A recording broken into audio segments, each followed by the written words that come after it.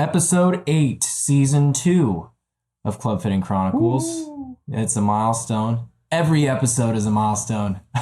I'm joined here with Gene, per usual, and in the same room for a change. We got some things going on. It's we're a little charging bit a hot. phone right now. It's 104 degrees. He didn't send me outside to burn and melt, even though we'll be doing that here shortly. Yep. Anyhow, do you have what it takes to become a club fitter? Well, Gene likes to think so. I like to think so. And we're going to be talking a lot about the requirements, pitfalls, the whole works on being a club fitter. And this is something that's more in your realm, Gene. And I'm very excited to really learn. I mean, we've talked about, things in club fitting, but on the other end, the teaching end of it, Right. and translating it to other people. That's what we're going to go in depth about today. And I think it's going to be a great episode. Yeah, and we're going to show you some of the things, equipment that you might want to have. We'll toss that in there, so we'll get into that also. And this kind of comes out of a lot of people from around the world asking questions. I wrote them down because I never remember. Let's see. I've heard from Simon in I believe it's Queensland, Australia. I've heard from Ernie in Taiwan, Alex in North Carolina, Daniel in Michigan, Chris in the UK, and other listeners in Minnesota and Arkansas and Alabama asking more club fitting related questions. A couple people thinking they wanted to get into club fitting, so we thought, well, what the heck, we can go there. I know what it takes because I've done it. And it would be good for Josh to learn too. Look at us, Gene. We're out here in the heat. We are. Yeah, it's not too bad. No, it's probably down to about 95. What do we got here? We got a pretty cool setup. Yeah, so if you're going to be a club fitter, you have to understand about golf clubs. And the best way to understand about golf clubs is to be able to put them together and play around with them and see, when I do X, what happens? When I do this, what happens? How can I make this change? And what else does it affect? And so I just grabbed some of my tools. These are the tools, and I'll explain if you don't have the tool, you can do it otherwise. But a lot of the tools are really just, it makes it easy to do. Without the tools, it can be a nightmare. For instance, here's the first tool. This has a saw blade on it. And I have a belt here that I can abrade the tip because I have to get the paint off the tip if it's graphite, or I have to rough up the metal if it's steel. And I could do it other ways. I could get a hacksaw and sit there and trying to saw away, but it's hard to get that, be accurate doing that. And it takes a lot of time and effort sometimes. I could use a pipe cutter.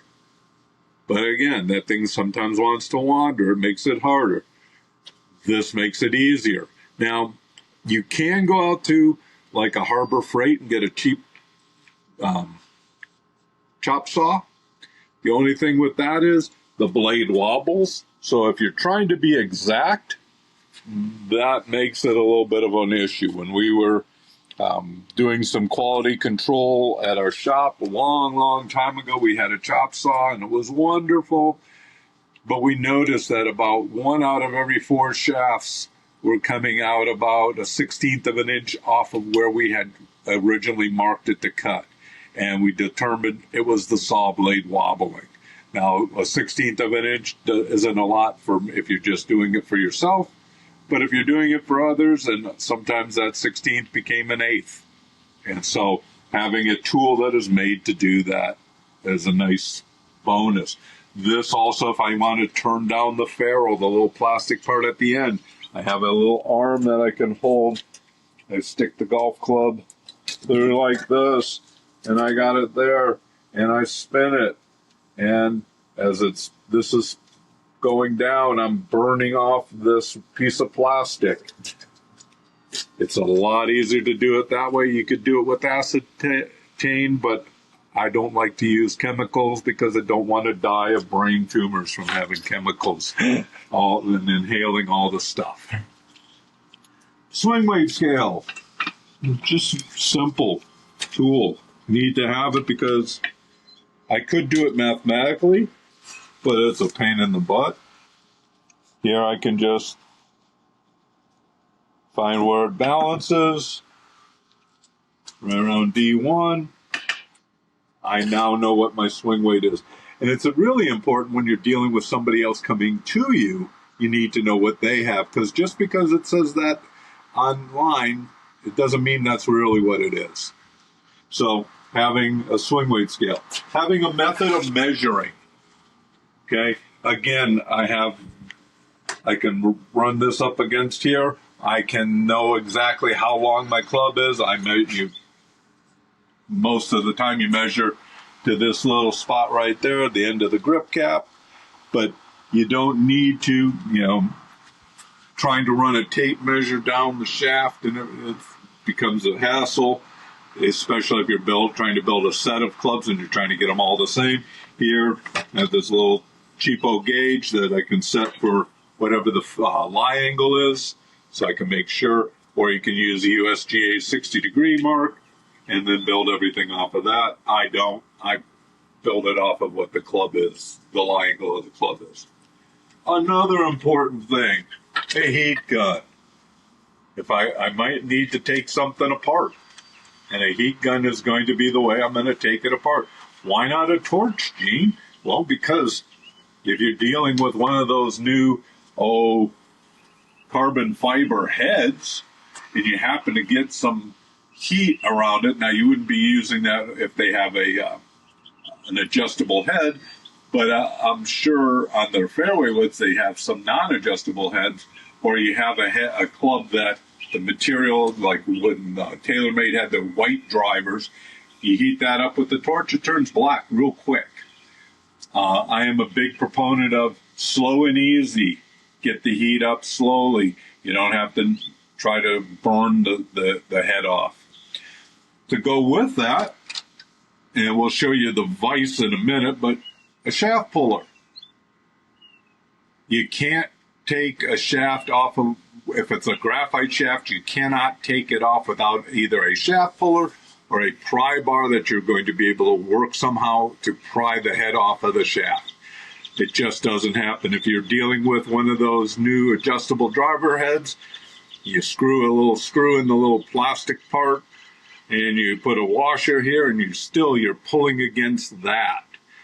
You gotta have a shaft puller of some kind. Without a shaft puller, you're going to you can't take anything apart. Now, if you don't want to take anything apart, I guess that's okay. You're gonna be a club fitter. I don't use this all that often because I can look at a club head. I've watched enough swings that I can usually be within a mile or 2 or 3 of how fast. But this is a $110 machine that tells me how fast somebody is swinging, provided I change the batteries out, because we didn't do that when we were with Josh. So, an important tool. I would never use this at my shop, but this is a way of finding out how big somebody's paw is. I had grips starting at like an undersized ladies grip through a jumbo plus men's grip, and I would look at their hands and I'd give them a grip. Well, I don't want to have 25 grips around that I have on old shafts to do that. So I went out and bought this, and it's something simple. I can take this out with me if I'm usually meeting somebody at a driving range. We can put their hand on there and we can figure out how big their hand is, and it gives me a starting point. It's not an end all, it's a starting point. I also need to figure out how big their grip is. And so I need a tool like this. And it tells me I need to measure down 2 inches, and then I slide the grip into this little area here. So I'm going to measure down 2 inches. I use my thumb, slide that there, and that's telling me that this is about a 950 grip, which is what it was supposed to be. And I can tell what somebody else's grip is. It's an important thing to know, because if I'm going to change it, I got to know what I'm changing it from, unless I'm only worrying about what I'm changing it to. Pair of calipers. Now, I had digital ones, but they died the other day. so I have to get a new one. So I just had this to remind me. Calipers are a good thing, and this is even fine. The biggest thing I'm using this for is like if I have cut down a shaft, I want to make sure that the grip is not going to be loose at the bottom. I can measure with this to find out how big the shaft is. I can then stick this in the opening of the grip. Is it going to be tight to the shaft, or is it going to be too loose? So a caliper is a nice thing to have. One of these from some company, they're all the same, but if there's nothing worse. When adjustable heads first came out, everybody had their own. That was a nightmare. I had a drawer full. Oh, let's see. It's the Nike from last year. Okay, that's this one. Oh, this is new Nike. That's this one. And it would cost me $20 to buy each of these. But you need one just so that you can if you're going to have to take something apart. This tool. This is how you put a ferrule on a shaft. Because I had a method at my shop. I had a little hole. I stick it and push the shaft into the hole, and the ferrule would pop up onto the shaft because the ferrule is 370 thousandths of an inch, and the shaft is 370 thousandths of an inch, which doesn't leave a big gap. And so you have to push. Well, I was pushing in the garage one day when I was doing something for a friend, and I stuck the shaft almost through my finger. That was very painful. So I finally broke down and bought one of these. I think they cost me like $10. But you can put the shaft down, push, and you don't have to put the shaft through your finger. So this is a good tool to have. Josh should be remember this tool. Oh, yeah. If you're changing out grips and you want to reuse a grip and you got tape stuck at the far end, I can't reach. That's what this tool is for. Stick up the grip, and you can hook that tape, pull the tape out, and you can save the grip. And then if you're taking off a head, this is going to be to clean out the inside of the head because there's going to be a little epoxy residue in there. You can use drill bits and stuff like that to get that off, but sometimes it's just easier just run this through than have a drill bit going. Which brings me to this. It's just a basic drill. I use an electric drill because I'm too cheap to have a cordless one. And I can work with that to drill out any extra epoxy. One of the things to be careful with is if you're going into the bottom of a driver head, if it's an old-fashioned driver head, sometimes it's only a piece of plastic at the end. You don't want to pop that into the head because now you just gave them a rattle. One of the things that I do, these are just the different fitting clubs I have. And I have them in 10-gram increments. So the lightest one is this one. And I built this one, usually they're all 6 irons. I built this one a 1/2 inch long just because I figured sometimes that person who will need a 55-gram shaft might be also an old person with a very flat swing. They could use a little extra length to propel the ball a little bit further. And then I just use a piece of tape if I need them to have them play it at 37.5 inches. But then I go up by 10 grams. And one of the things I do is I think about who would be that person. For instance, do I need a 55-gram iron shaft in a stiff? I hope not. It's an A-flex or an L-flex. And then I have some 65, and this is a 75 gram, it's an A-flex shaft. I have a 70 or 65, it's an A-flex shaft. Then I have an 80, it's an R-flex. Then I have 90, then I have 100, and so on, and I go through by 10-gram increments. So the heavier the shaft, the stiffer it is. One of the things that I do every once in a while, like maybe every 20 grams, if there's a tip soft shaft and a tip firm shaft that is in that same weight class, and that doesn't happen in all weight classes, I'll have one of each. Because that way, if the golfer says, well, I don't like it because it's wobbly, I can give them something tip stiffer. If usually the person with the slower club head speed doesn't feel that, they're not putting enough force on the shaft, With somebody like if I was working with Josh, I'm not going to give Josh a really soft R flex shaft and say, how do you feel about that one? Because I know the answer. It's terrible. So kind of matching up, what do you need, what does the guy swinging a 130 gram shaft need? He needs a stiff, and I also have it in an X. 120 gram, I have it in a stiff and a regular. If a guy needs it in an X, sometimes the lighter the shaft, you don't find them in X's. They don't exist because part of the stiffness of the shaft comes out of the weight. The other thing I do is driver heads get expensive. If I glue a shaft in here and then say, okay, I want to have 5 different driver heads. Well, that's over $500 in driver heads. And then I got shafts, and that's another, $50, $60 a shaft. That's a lot of money. So I have a driver head that I can slide. And I have a variety of shafts. I can slide this in and then tighten this nut. And as long as the guy's swinging under about 95 miles an hour, it's pretty safe. I have a couple of heads that I've dedicated to the higher club head speed guys. But for the most, I have probably 5 or 6 shafts, and none of the shafts are super expensive. The cost of the shaft, the golf ball isn't impressed. It's more of they determine the cost based on what's selling and who's playing it out on tour. And then, like for the higher club head speed people, and I can also use this for lower club head speed people, it's a different method. I could screw this on, and I can even have Josh hitting this. And I have one head, $80 head, and I can have a variety of shafts, variety of weights, without having a variety of $80 heads and a variety of shafts stuck into them. And then you go, can you put that one in this one? No, I can't. So having some, with the woods, I tend to have those kinds of demos. Let's see, another tool. This is what I use for flowing the shafts.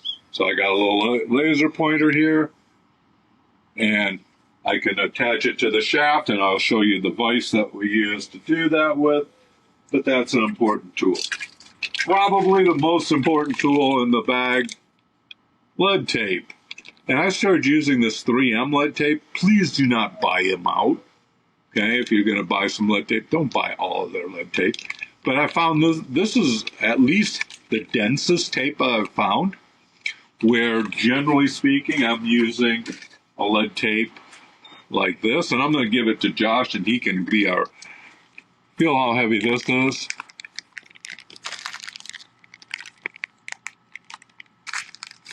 Oh, yeah. Oh, This is probably 5 times heavier. that's actually unreal. Yeah. There's a little bit more of the material, but the starting point is a little smaller on it. It's 100 inches, and I can use 1 inch and get a swing weight easily. Versus this stuff, the lighter stuff, I might be at 1.5 inches to 2 inches to get a swing weight. Tinfoil. And it's the tape is fine, but it just is not dense enough, and I go through enough lead tape. I don't need to be paying. Lead tape has jumped the shark. I think it's part of the Biden administration way of getting back at club makers. Lead tape has doubled in price in the last year. It's incredible. So I think we touched on all this stuff out here. We got one more thing to show them. I'm into the garage. And so I have my vise. Vise is critical. And then this is for re-gripping.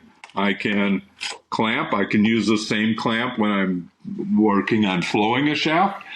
This holds the shaft still enough that I can then twang it, and I have put a little board out to measure. I have my grip tape and my build-up tape. I have a tray so that I'm not leaking solvent all over the place. It actually goes into a container under there. You could use this a vice grip and a simple clamp for a shaft. Cost you probably, it used to cost $9, so it's probably about 25 now. And you can use that and it works fine, but it just takes more time. If I'm, gripping 14 clubs, I can do 14 clubs in 15 minutes if everything goes smoothly. But if I'm having to clamp it, get it tight, make sure it's not too tight, don't break the shaft, all that kind of stuff going on, it takes just more time. So I use this same vise when I'm using the shaft puller. I just take this off and put the shaft puller on. And, obviously you need epoxies, you need other weights, but those things, if you're building clubs, you're going to figure that out. But as far as the raw tools, those are the tools. When I started out, moving to Arizona, I started off and I wasn't going to buy anything. And I lasted about 35 minutes. And I was like, this is ridiculous. It's taking me how long to do this? I'm trying to saw through a metal shaft because my shaft cutter, my pipe cutter, the little tip broke, and I didn't want to drive the 2.5-3 miles to get another tip. So it's 112 degrees in the garage, and I got sweat pouring off of me. And I don't enjoy building clubs that much to be out here for hours and days and weeks and months. So those are the tools. If you have questions about any of the tools, feel free to hit me up. And I'm happy to tell you more details, but I just wanted to show you, you don't need a ton of tools to build clubs, but having the right tools like everything else, we were working on our tent trailer the other day, and the young man who was helping me decided to lift the little dolly handle up, which dropped the tent trailer straight to the ground. And I had to try to lift the 320-pound tongue of the trailer to get it back so I could put a wheel under, or get it up so I could put the dolly under it. I can't do 320 anymore, but a jack could. And so we got the jack to do it. And that was much, much, much better. So hopefully between this and the rest of what we're going to be talking about indoors, we'll answer any question that you may have. Yeah, I preach it every episode, the importance of club fitting. And for someone like myself, I've found myself as I learn, sharing my knowledge that I've gained from you to a lot of my friends and a lot of people that I know in golf. And it's a good feeling, not only to finally learn this kind of stuff and grasp the concept, but sharing it with others and seeing them grasp the concept. There's just a satisfaction about that. But we were going to talk about some of the pitfalls to club fitting. And I'm interested to learn about that. I could think of a couple, but I'd love to know what your thoughts are about that. Well, the first thing is you don't want to open up in San Diego, California, or Phoenix, Arizona, because there are major club factories here, producers of clubs, OEMs, and same thing in San Diego. And it's not that you're not able to do better work than they are. It's just it takes a lot to prove to them. And you have the person who always comes in saying, well, my friend works for so-and-so, and he said that he would use his points to buy me my next set of clubs. Or having all the shaft manufacturers in San Diego County. Yeah, I wanted to get that shaft, but a friend of mine knows a guy, and he got it for me for free. Well, it's hard to do business when you're dealing with it. And will you put it in for $5? Yeah, it's hard to keep the doors open with that. Yeah. So that's a pitfall. So knowing your market, know who you have to serve. Don't be afraid of the stores. It's the guys who can give you the free stuff. Those are the people that you need to have a little bit of concern for. But just knowing, is my market big enough? Will I be able to draw enough customers in if I want to do this full time? If I just want to have fun with it, have fun with it. Some of the best club fitters in the world work out of their garage. I would go to conferences and I would be sitting at round tables with 7 other, club fitters. And they kind of go around, we'd introduce ourselves, and what do you do? Oh, I'm a math teacher, da, da, da. And then the next guy, oh, I'm a PhD in engineering. And, I was a U.S. general in the Army. I was a, da, da, da, da. And I'm going, gee, I'm the least educated person at the table. And at first that was a little bit intimidating, but on the other hand, I was the practical guy. I was the guy who said, is that going to really matter if you move the center of gravity on that 6-iron 1/64th of an inch for that guy who's a 10 handicap? They were concerned about the movement of it. I'm concerned about, does it really matter to that guy? Is he consistent enough that 1/64th of an inch is going to matter? Right. And so that was my role. I was the practical guy. I was the one, does it really affect anybody? Other things that I think are vital for being a good club fitter. Number one, you got to know how to play golf. Doesn't mean you're a +4, Doesn't mean you go out and shoot, 8, 10 under, every couple of weeks. But you have to be knowledgeable enough about golf to understand what are the conditions that the golfers in my area are playing. I was in San Diego, and so we had the coastal golfer, I have the desert golfer, and I have the inland golfer. Well, those are 3 different playing conditions and turf conditions. We have Kikuya. You hear about that if you watch the PGA Tour. Yeah. We had Kikuya inland. They imported some Kikuya to Torrey Pines. Poana. That we have Poana greens. Mm-hmm. So all that kind of stuff I had a knowledge of and an understanding of what you kind of needed to use in those conditions. Now, if I had a guy who's only playing in Palm Springs, that's a different set of golf clubs than the guy who's playing up in the Pacific Northwest. Right.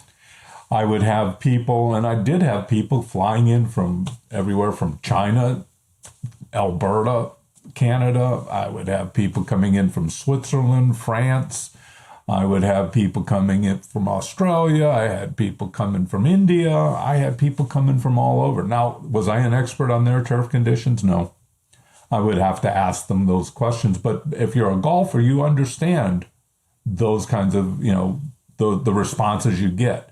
If you're playing in Phoenix and you play here in the summer all the time, you don't want a wide-soled 4-iron or 9-iron, with 14 degrees of bounce. I mean, I can't tell you how many people, generally, beginner to older golfers, they show me their wedges and they'll have 12 degrees on a 60 degree, right, with a W grind, wide sole. And and they're like, I can't chip around the greens. I can't get under the ball. I just thin, and it's just thin city and chunk city. That's because they play on concrete. Yeah, it's really firm here. Yeah. And understanding those little things. Yep. Is what kind of sand do you have? Oh yeah, that's 100%. An important. What is the prevalent conditions? Do you get rain every other day? Do you get rain occasionally? What kind of grasses do you have? A thick bladed grass or do you have like us? It looks like a carpet on the fairway. So all that matters. Second thing, you do have to have a little bit of knowledge of the golf swing. You don't have to be a teaching pro. After doing this for 30 plus years, I know enough that I can help people pretty easily. But if a person comes into you and his shoulders are 20 degrees open and his feet are 5 degrees closed, and he comes in saying he's holding the handle of the club in front of his left leg and he's right-handed, and he's got a driver in his hand, and he says it slices badly. It's not the club. It's not the club. It could be the club. It could be an added problem. It could be that, part of it is too much length, and that's why he chose to do that. We don't know.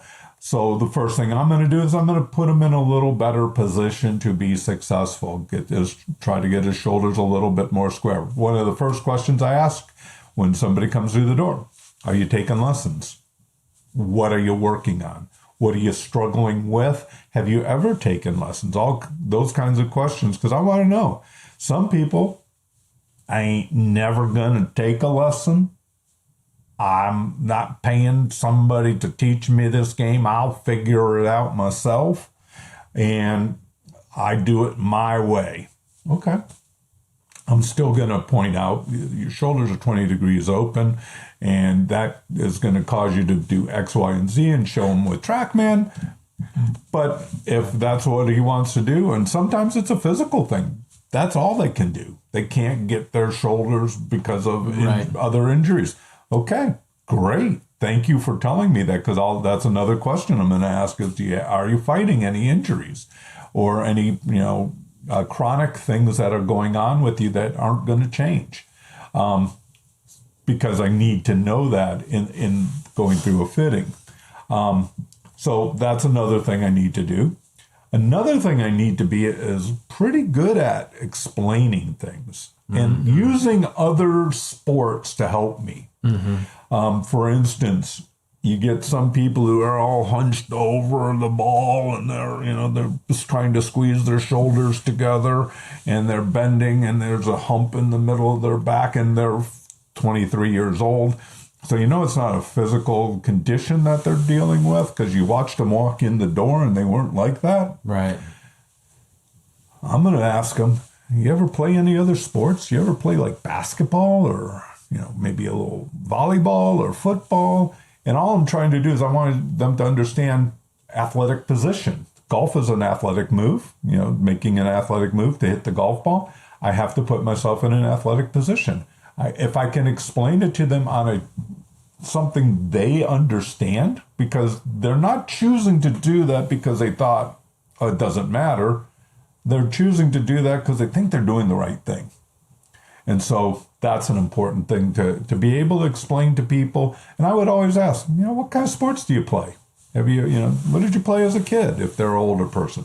Because it gives me a frame of reference that I can try to help them understand the athletic move that they need to make in golf. A lot of times, have you ever skipped a rock across the lake? Well, how about the baseball bat? The baseball bat. That analogy helped me understand, weighting.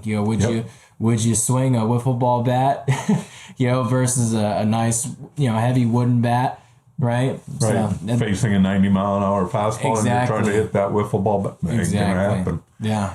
So it's important to be able to recognize, bowling, I would use, again, weight of the ball. It affects the way you approach the fall line. How much the ball weighs is going to help slow your tempo down. Same thing in golf. All of that, they blend together. But probably the most important thing, my goal, every person who walked through the door, this is going to be the most fun you've ever had. You're going to have fun learning. You're going to have fun doing this. You're going to want to tell your friends about it. I didn't tell them that, but they ended up doing that a lot. I want you to have fun, because most of the time, I know you're working with Justin. I've worked with Justin, and Justin's standing there, and Justin goes out and shoots he's got 28 hole-in-ones? Something I think more now. Yeah, shot like a 54 with his dad on a par 71 the other day. Yeah. Unreal golfer. Yeah, he's very talented. Yes. A very knowledgeable guy. And I was having because I have been physically getting stronger, I was having some issues. So I said, Justin, could you give me 5 minutes and look at my swing? And I was a little bit nervous because he is making a judgment about my swing, and that's a personal thing. And people come into my shop, and I knew they were nervous. And so that was always the first thing, is kind of breaking the ice, having fun with the person. Because nobody wants to make a fool out of themselves, especially when somebody else is watching. Oh, yeah. I know plenty of golfers, even myself. It's funny. I was telling Justin this. I hate recording my swing. I hate watching videotapes about my swing. I hate, when I used to do some TrackMan work with a guy before I knew you, when I originally got fitted Right.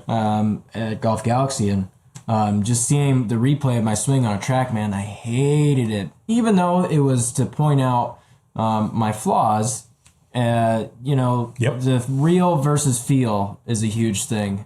And I think golfers are afraid of being told that. Yep. I'm guilty of it. And so to have that comfort straight out of the gate, I think is huge. I would have people and they would, hit one off, our net was 20 feet wide and 15 feet deep and 15 feet high. And, they hit one into the upper corner of the net and they'd be all embarrassed. They go, no, don't worry about that. I've been hit in the head before. And I was standing behind the person swinging, and it wasn't the golf club that hit me. It was the ball. Yeah. And they were, really? Yeah. And, relax. This is for fun. I'm not going to, you'll never catch me making notes and, talking about you later. I'm not that guy. I want you to have fun.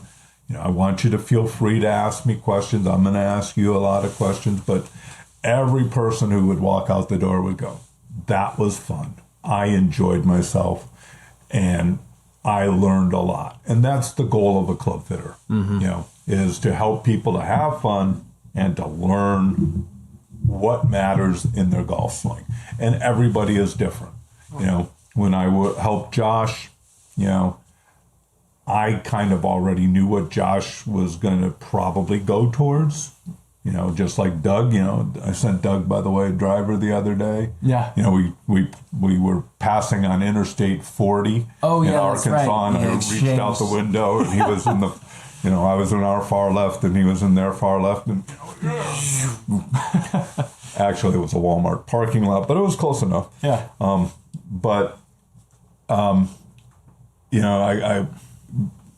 I kind of already had an idea of what he was going to, from what his feedback was with the clubs, the preferences, what he liked, gave him a driver. His big complaint about the new driver was it rained too much in Tennessee. I'm killing it, but it's not rolling because we had too much rain.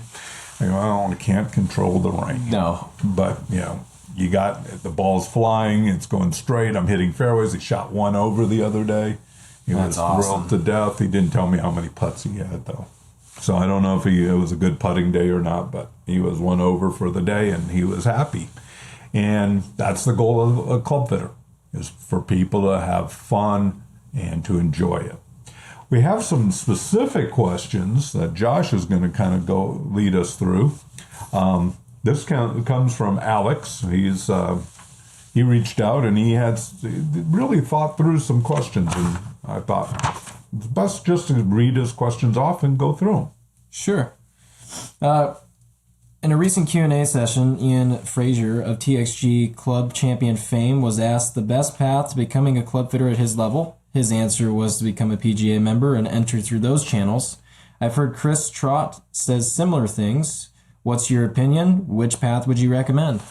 I would recommend staying away from the PGA. And originally, I was going to go through the PGA, and I had taught a number of assistants. The whole PGA club fitting thing was they would come in and have to take a picture of themselves pretending to take apart a driver, pretending to take apart an iron, pretending to put on a grip, and be able to answer a couple of questions about, and that was the whole fitting and club repair and club part of the PGA. Pretty cookie cutter. It was, when I taught at the Golf Academy of America, that was week one, the first hour. That's how in-depth they got. And it was like, this makes no sense. And then when they told me, you've only been doing this for 19 years, you've only won some awards, but we need you to go in and work under somebody in their shop, because that way you'll learn. Excuse me, I have a company that made $3 million last year in sales, and I need to learn how to count golf balls for inventory, and that's going to, okay, I'm done. Yeah. To be honest, nobody ever came into the shop and said, excuse me, can I see your credentials? Because there aren't any. Companies may have something that they want you to do. But being recognized in your area as an expert, that's all the credentialing you need. Yeah. I walk into Las Colinas and I might get a question from Dawson. He's the head pro. I might get a question from, Justin. We're out in the parking lot and might ask me a question. Right. Why do they come up to me and ask me questions? Right. It doesn't matter the credentials. I mean, that goes for even, swing coaches. Right. It's the same thing. I mean, it's not so much having the credentials, it's the curriculum that they know. Right. And if you know and understand the curriculum better than anybody else, you don't need a title or a badge of, hooray, this guy is certified. Right. Well, certification doesn't really... Yep. I mean, I didn't question... my first thought when I met you wasn't, is this guy a member? He's old. Yeah, I was like, he's got gray hair, whitish gray hair, and he's got glasses and a golf hat on, and he's got this weird looking duct tape on his clubs, and he just made me hit the ball straight for once. Maybe he knows a thing or two. Yeah, I mean, it just, again, there was a Golf Club Makers Association. I had the highest score ever recorded according to the people that were grading them at the time. Again, I don't know if that was true or they were just trying to make me feel good. I had written a 20-page addendum to the 435-page or question test saying that some of these answers were not findable, and if they were like in a pick and pray, choose and lose type situation, A, B, C, and D. Yeah, C all the way. It was F. Yeah. They didn't have the answer there. I was then a beta tester for future tests that were given. I wrote the test for the Golf Academy of America because their test was so bad that it was like, none of these things make any sense. But again, we were trying to get to be a PGA green grass facility or a indoor facility, not green grass facility, because we didn't have any grass. We had our AstroTurf. But again, nobody ever said, you know what, you're not PGA, I can't come here. The lawyers from TaylorMade never said that when they came in to get fit. Right. The guys from Titleist never said that when they came in to get fit. The LPGA players, the PGA players, the Champion Tour players, none of them asked. It's all experience. Yep. They were, can you help me?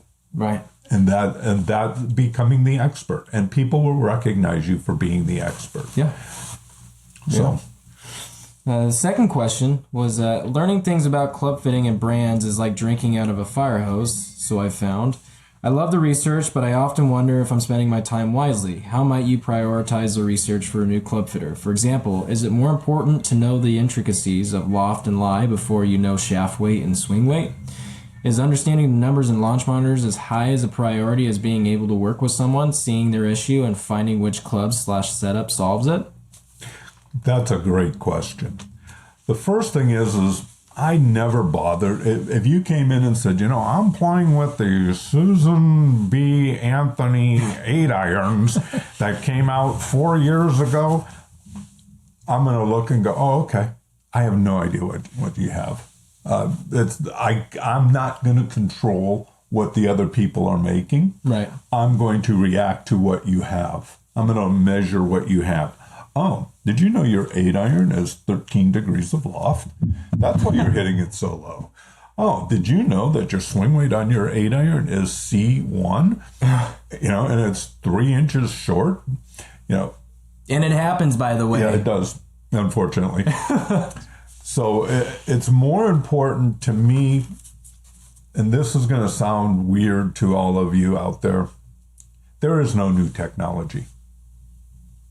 There, I was on a website the day after the U.S. Open, which was this past week, and I'm seeing the big banner about our player was the guy who used our driver on the. I knew you were going to bring up the driver. And there's other driver heads that they make, and they purport stuff, and I'm looking at that and going, based on the knowledge I have of what happens mathematically, that can't happen. Not to the extent that they're saying it would happen. They're marketing. Mm-hmm. An iron can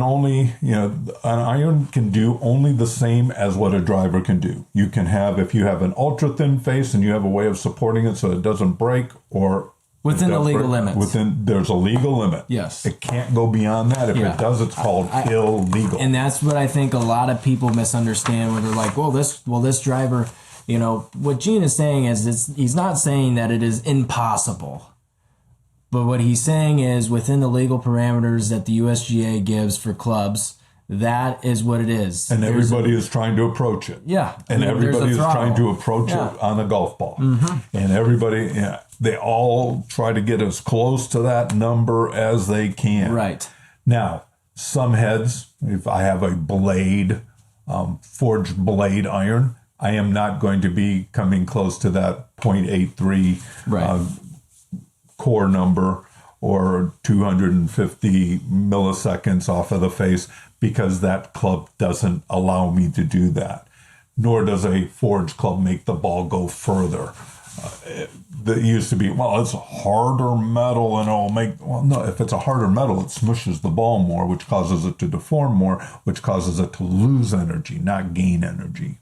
So as far as I had this thing called a computer. And I would look up what are the specs of this club to see, are they on spec? That was one of the things I take notes about the clubs. I enter those into my computer and I store that away with the information of what we are going to do instead, and what are the lofts and what are the swing weights and all that kind of stuff. All I need to do is have that understanding and the internet capability of looking things up. Mm-hmm. As far as, I need to understand what my clubs, and if it's something that I have access to that I'm going to be able to present to you, I need to have an understanding of what those clubs are. But again, a 4-iron in my hands is worthless at 18 degrees of loft, because I am such a high ball hitter. Right. That the ball there'll be worms dying as the ball races across. Anything that poked its head up is gone. Yeah. I take my irons and I add loft to them, and I hit them further because of that, because I can get the ball up in the air higher. Right. Bill and I the other day were playing, and I'm sitting on my phone looking up his specs, and I'm going, okay. So Bill's irons are 2.5 to 3 degrees stronger than mine in the mid irons. In the low irons, mine are high irons, I should say, 9-iron stuff. Mine are even a little bit weaker. Okay, so that's why Bill is hitting an 8 and I hit a 7 on that one. Right. But normally I don't care what somebody else is hitting, but it was just interesting to me. I was like, looking at it, because he said, I got an 8-iron. I'm looking at it. That looks like a 6. Yeah. I've seen the best graphic is cycling around Instagram right now, but this would solve a lot of players' issues. And it was, a rack of irons showing what irons they are as far as the number. Mm-hmm. And they went and they Sharpied it out, and on the 3-iron they put a 4. 4-iron, they put a 5, and so on and so forth, and changed all the numbers. That's what it is. Yeah. To me, it's more important to have an understanding of, the characteristics, say, of the shaft, and also the weight. Sometimes it's easy to find that information, again, online. sometimes it's a little bit more challenging to find that information. But I want to know, because when I'm talking to the golfer, if they have a soft tip shaft and he's complaining about it feeling wobbly, that's different than if he has a low kick shaft, low launching shaft, and he feels like it's wobbly. That tells me it's not stiff enough for him versus it's the kick point that's the problem. Right. So I need to have that kind of an understanding about the shafts. But I'm not going to fix them. I'm not going to heal them. I'm just going to I want to know what I'm working with. And again, being able to explain to people that, here's the reason why you're hitting your buddy's hitting his new 7-iron further than you're hitting your 6-iron, because his loft is like your 5-iron. Right. That's why it's throwing further. Oh. Right.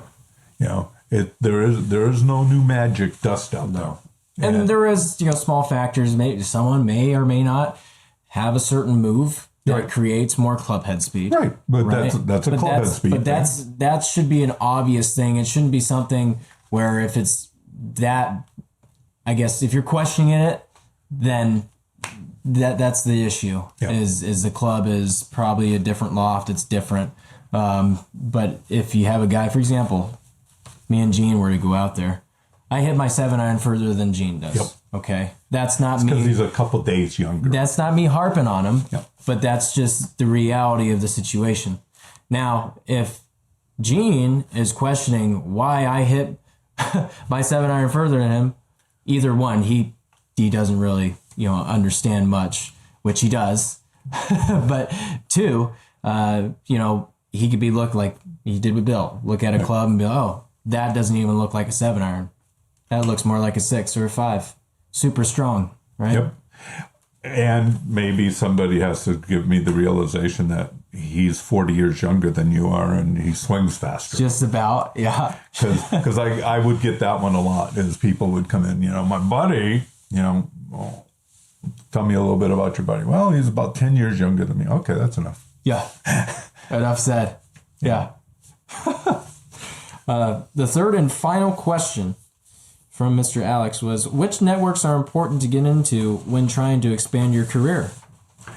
The number one thing is going to golf courses in your area and offering, like, if there's a men's club, and I used to do this all the time in Southern California. If there's a men's club, a ladies club, offering to come in and talk about clubs, club fitting. What is club fitting? Because they're forever. The pro usually gets stuck talking to the group each week, and he's run out of things to say. Right. Tee the ball off. Whatever he's been telling them.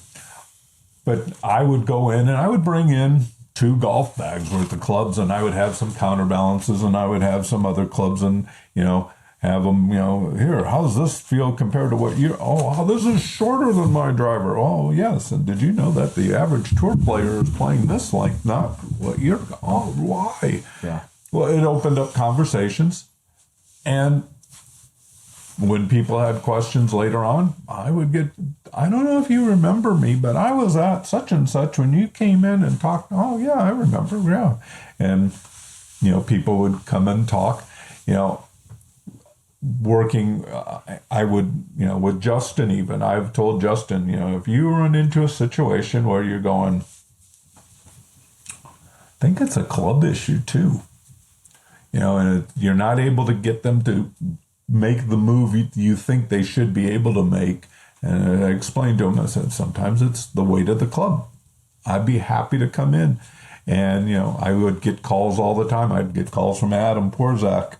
I would get calls from Mark Mittelhauser at Calamasa. I would get calls from all the pros. Gene, can you come in tomorrow at such and such a time? Because I have this guy coming in and we're struggling. Sure, I can do that. But you first have to make yourself known to those people. Right. That you can offer that service and that you have the ability to help them. Yeah. I never joined groups like the International Professional Association of Club Fitters. I was a member of the GCA until Golfsmith went belly up back in like 2007 or so. Part of the reason is they're an East Coast organization. Everything seemed to center around the East Coast, and it was like, I don't want to pay $250 or whatever it was to be a part of the organization. They do require you to send in clubs showing that you know how to put them together and stuff like that, which as a club fitter, maybe not what you're into. You might have somebody else team up with somebody who's building the clubs, you're fitting the clubs. If you're at a superstore type of thing, you're really stuck because you're not going to really be able to fit them. You can go maybe 70% of the way, because you're not going to get somebody to add swing weight to them. If they needed more swing weight, they're not going to change the shaft. Yeah. Change the head. You're kind of limited there. Yeah. I would have people from big OEMs down the street, and they come in and I tell them what grip size they need to do. Well, you need a 940.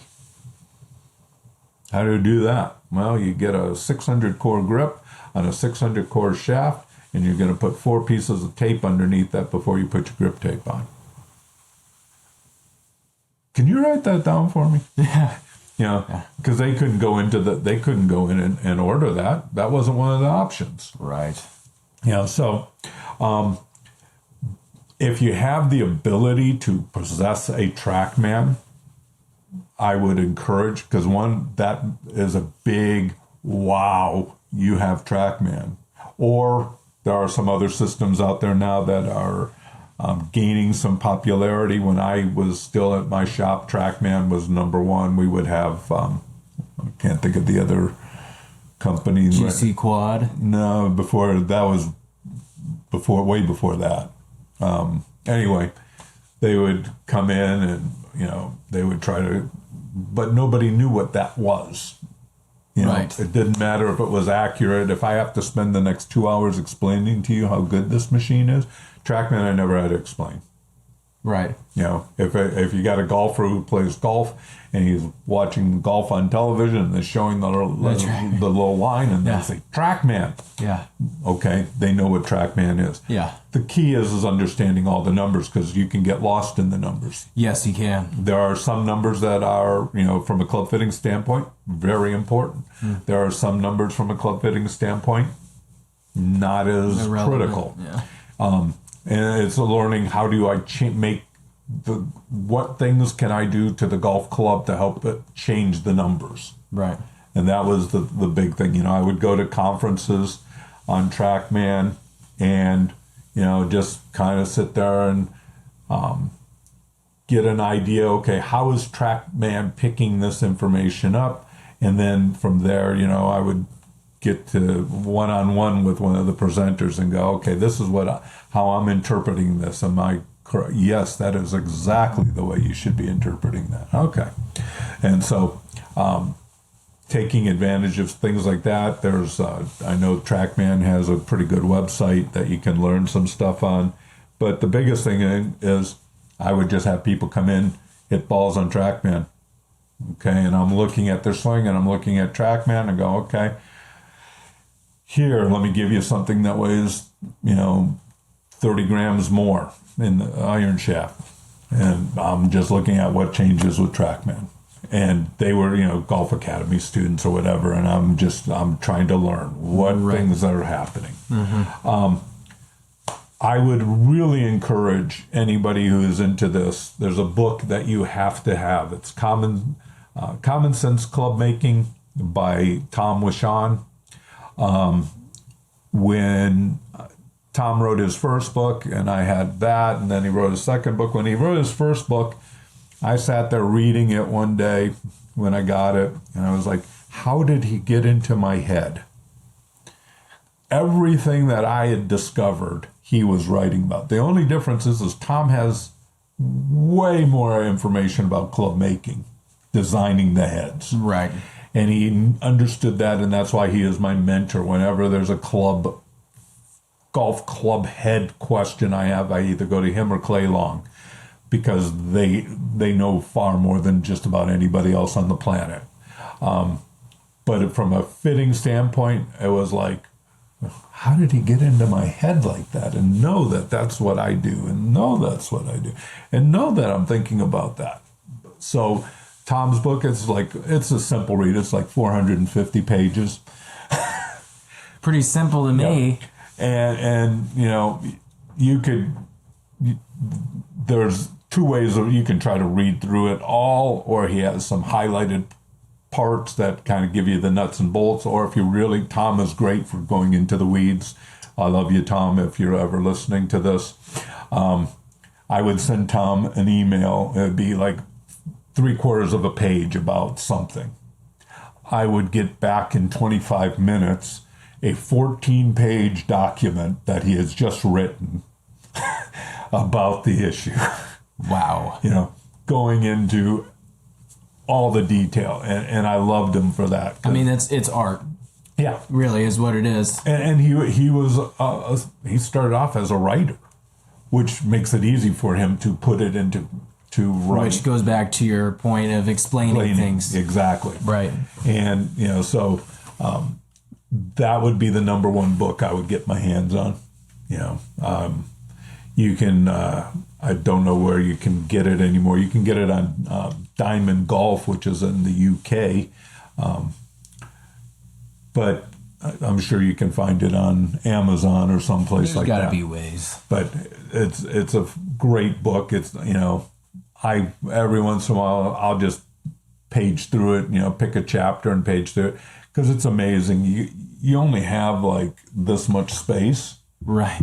And there's this much information, and every once in a while you forget something. Yeah. Or you just haven't thought about that. Right.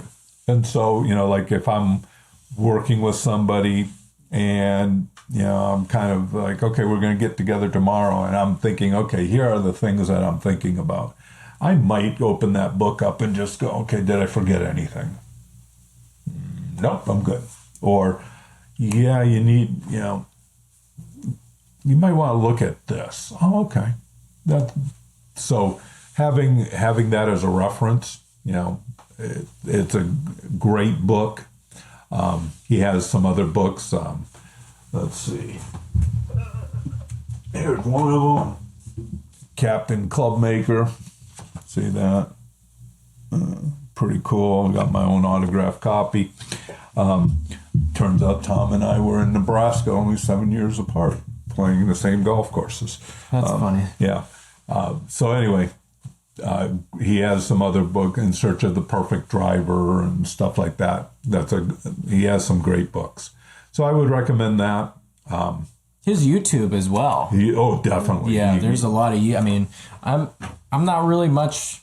See, with my brain, sitting down and reading a book, I really, really have to be engaged in it to read it, which is why the whole, highlight points, that seems like it's good for me. Everybody learns differently, right? Yep. And from my point of view, I like getting the gist of things and seeing what's important. But his YouTube videos explain it so well. Mm-hmm. There was many, actually, when we were doing I always bring it up, the moment of inertial waiting was probably the best experience and most eye-opening thing as far as club fitting goes for me. I watched, I think it was like a 20-minute video, pretty doable, watchable video, 20 minutes of your time, and I already had a foundation laid because Gene had already taught me a little bit about it, but he just went that much, like you said, that much more in depth in a 20-minute span video that just kind of glued everything together. So, yeah, I'd watch his YouTube too. He has a lot of golden nuggets on there that are very, very easy to watch. Which reminds me of one thing I have forgotten to mention. Make sure you're speaking in English, and I don't mean like in the language of English, but for us, since we are English speakers, don't use terms that your customers will just super scratch their head. Yeah. That just scares off questions. Right. Don't. The difference between if you have a CT of this and of this and this versus of the, you've lost everybody because they don't know what CT was. Talking about, the spring effect. What is, like a trampoline, put it in layman's terms because most golfers don't they don't geek out on this stuff. Dumbing it down. Yep. Yeah. Put it in that's practical terms. That's huge. Yep. Yeah. So, with that, I think that concludes everything. I think that does. Again, if you have questions about club fitting, what it takes. We'll do exactly what we did today. Yeah. I mean, this episode is a prime example. I mean, we love hearing you guys reach out and give us these questions. And once again, answering all these and teaching them to other people, right? Yep. I mean, I've learned so much, and thanks to Gene and as well as Tom Wishon and many other guys on YouTube that are pretty notable, guys to learn from. But yeah, shoot us an email and ask any questions. Don't be afraid, because I'm sure Gene has heard them before. Oh yeah. Golf is a very simplistic and repetitive game. I say simplistic meaning we make it really hard on ourselves, when in reality there's an answer for it somewhere. Yeah. It's so easy to find the answer. It's just a matter of reaching out and going for it, which is why I think it's a great idea for whoever's listening to shoot us an email. Asking questions is a good thing. That was probably the thing most people like the most coming in for fitting, is they felt comfortable to ask what they thought were the stupid questions. Right. And there aren't any stupid. Why are there grooves on the face of an iron? There's a reason. Right. It's so that the dirt doesn't get between the ball and the club face. It's not to make the ball spin more. It can spin more because there's a place for the dirt to go. Right. But it's not that it's not grabbing the ball and going, vroom. Right. That doesn't happen. Do you need grooves on a driver face? No, you do not. We talked about that with Adam. Right. Trying to help him find a driver that will not implode after 4 or 5 slams. Yeah. So, lot of great questions. I have the summer off, so I check emails daily, and if I'm out of town, I put a little message that I'm not ignoring you. I'll be back, and I will answer your questions as soon as I can. But love the questions. Perfect. I think I gotta say hi to my grandkids. They're in the other room, and they've been quiet the whole time. This is impressive. Yeah, they have been pretty good. So Sammy and Emma, you did a great job, because Sammy is one of our listeners now. She is. Yep. She is. Yep. Yeah. Emma, but Sammy he has his own phone now, so he listens. That's great. Yeah. That's awesome. Thank you all so much for taking the time to listen to us. And there is a video. In the beginning of the video, you will see a video demonstration of some of the tools and equipment that we're going to use for club fitting. Me and Gene are actually going to record that right now. But you see, you wouldn't have known that unless you listened to the entire episode. Yep. So if you made it this far, congratulations to you. Thank you for listening. As always, we greatly appreciate it. Yep. And once again, send us an email, and we'll see you in the next episode. Thank you, Gene. God bless. God bless.